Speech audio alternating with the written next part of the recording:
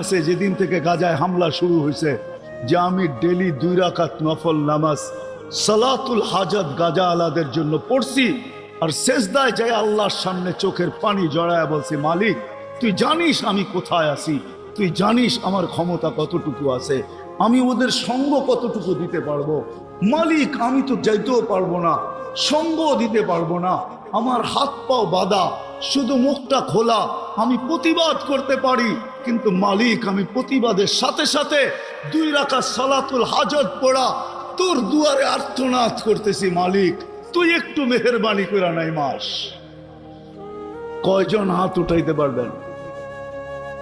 প্রতিবাদী স্লোগান দিতে তো অনেক অভ্যস্ত, ঠিক না? বলেন কয়জন হাত উঠাইতে পারবেন? হুজুররা সহ বলেন। রাগ হয়ে গেলেন?